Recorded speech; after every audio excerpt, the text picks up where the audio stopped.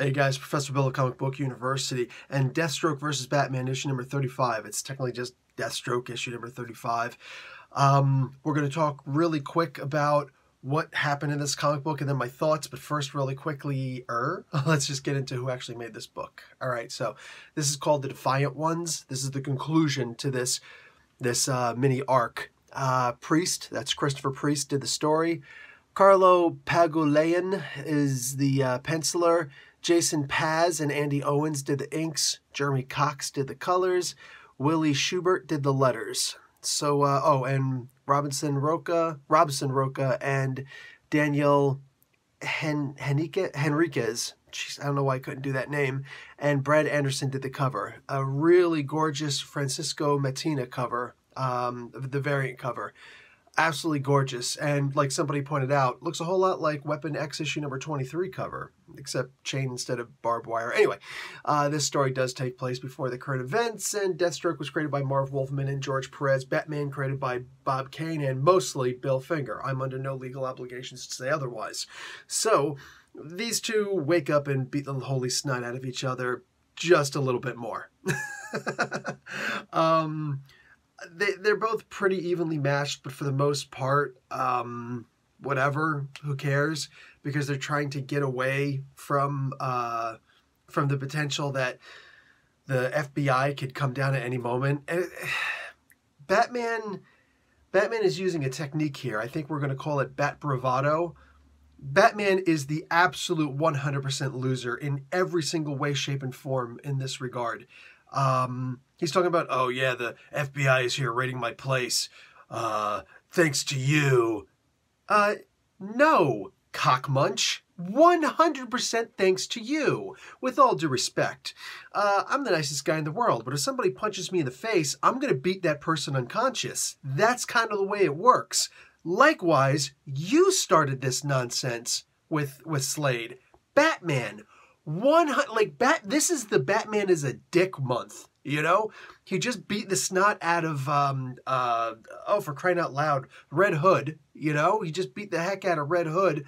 For what? What did Jason do? Oh, he finally got sick and tired. He finally flipped a little bit and decided to shoot Penguin. Actually tried to kill him. Yeah, after everything that he had done. Oh, man, such a bad person. He's such a bad person. You know what? Here's the question. Has Batman ever beaten the hell out of Penguin like that?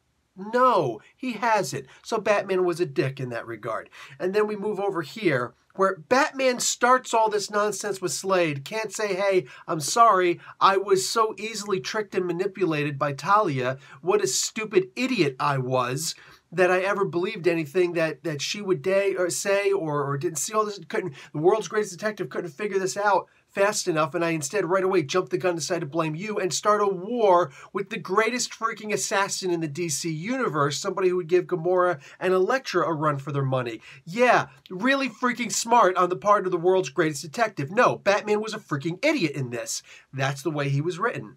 That's the way he was written. This issue was terrible. Like, for all intents and purposes, this issue was terrible. I have to reside in my mind also that my interpretation of Slade is rooted in the past. You know what I'm saying? It's 100% rooted in the old Teen Titans comic books. I haven't read a single... I've read issue number, 29 through this issue of Priest's run on Deathstroke. I heard that the first 10 issues or so of Deathstroke were amazing. I didn't hear anything about it afterwards. Whatever. I may go back and decide to read them one day. I'm in no rush to read them now. I have no interest in continuing this story. I did come to the understanding, something that I should have known from reading Priest's Black Panther run over in Marvel years ago, that you can't just jump in on a Black Panther story, on any Priest story. That's pretty much just the way that Christopher Priest writes. You can't just jump in on a Priest story. You have to start with issue 1 and allow yourself to be confused for that first arc until you finally start to get it, what he's trying to tell you in the second arc and on. And then you're one of the in crowd. I am not by any way, shape, or form, not in any not in any means am I on the in crowd in this. I have no clue as to what's going on here. I've got an idea of the time frame because of what I just got finished seeing at the end of this, but for all intents and purposes, I have no idea what Priest's version of Slade Wilson is. But I can say right now, like the way that Batman was written, he was written to be 100% a typical stubborn jackass who deserved to be stabbed, who probably deserved to himself has his skull fractured. You know what I'm saying? He probably should have deserved to be thrown down in one of those freaking bat pits because, man, he was as stupid gets. Sorry, one more, stupid because he deserves it. Wow, Batman was stupid in this book. But hey, that's just my interpretation of it. I do, however, think from what I am reading, I haven't read that many. Again, I've only read 29 through now. I do think that Slade having this huge family, from what I've read, is really dumb also. I really don't like the idea of it. Like, he's got too many kids going around. He's trying to do good by them, but he's also Slade Wilson, so I like Slade being the regular guy. I don't really like him having a family. Apparently some other people don't seem to have a problem with it, so I'm clearly it seems from the outset that I'm in the minority in this regard. But again, I have no real interest in reading further into this. I just don't. I'm not impressed with this. I don't like seeing Slade have the family and having to deal with them all the time. I don't know, man. I don't know. When you give a bad guy a book, right, you got to suddenly humanize him. No, I don't like him being a human. I don't like Slade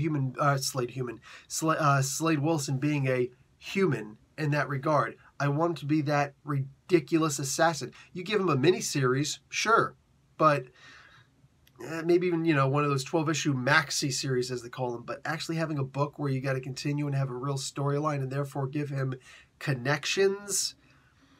I think the only connections he should have are arms dealers, you know what I'm saying, and people on the inside like that.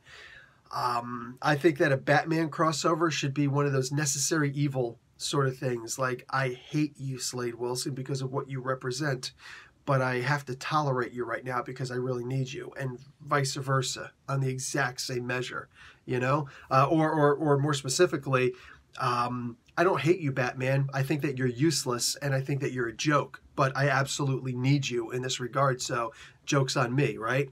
That's the kind of relationship I want to see these two having. Not this. This is literally just Slade was caught. Like, Slade is the unluckiest guy on the face of the planet, man. Batman decides to mess with his business, mess with his life, randomly beat him up and shoot him out of the sky and all sorts of crazy stuff, just, because he made a mistake and he believed Talia al Ghul. Duh. Did I mention this was stupid?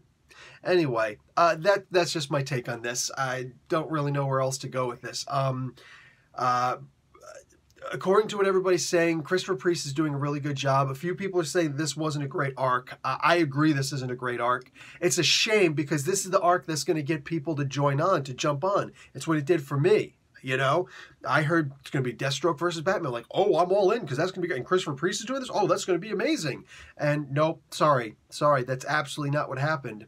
And this is not how you do a Batman and Deathstroke crossover. Do I think I could do better? Yes, I do. Will I? Maybe. One day. I haven't yet. There's that. I know there's going to be some insults. I know that, or not that. I'm not trying to insult anybody. What I am saying is I do believe that some people are going to be insulted that I'm saying that. Sorry. Better luck next time with your work. I can say that the art in this was spectacular. The art on this was just, this is everything I want to see in art. Like the covers, everything. Fantastic. I don't believe that it really told that much of a story. I guess that a lot of people kind of look at it as, dude, it's Christopher Priest writing that. I should just say he wants to be known as Priest now. Like Prince, right? Priest is on this book. So I would probably even make this, if I were half the artist that any of these guys are, I would have probably said the same. Like if I'm penciling like Carlos Pagulayan, I would have probably looked at this and said, you know what, I could try and, improve on the pictures and whatnot and tell more of a story, but this is Priest, man. Like, Priest is one of the ultimate storytellers. Why am I going to try and improve on Priest's work? I don't know. Maybe I don't know. Maybe Priest didn't give more than what we'd gotten in the script. You know, maybe when he makes his notes to the artists, he's just like, listen, this is what I want to see. Bang, bang, bang. And they're just like, okay, he's giving us the minimum, so let me just draw the minimum and move on. Priest has this. I don't know. I don't know. But I just feel like the storytelling in this was... I could see where it's going. It's trying to look like it's, you know, what is it, 3D chess. This didn't feel like three-dimensional chess to me at all. This felt like... I'm going to try and tell what I think is a good story, and oops, dropped it. That's the way I look at it. And that's a shame, because this shoulda, woulda, coulda been just an absolutely amazing story that people are going out of their way to get the trade paperback signed and all that crazy stuff, and I'm just not seeing it.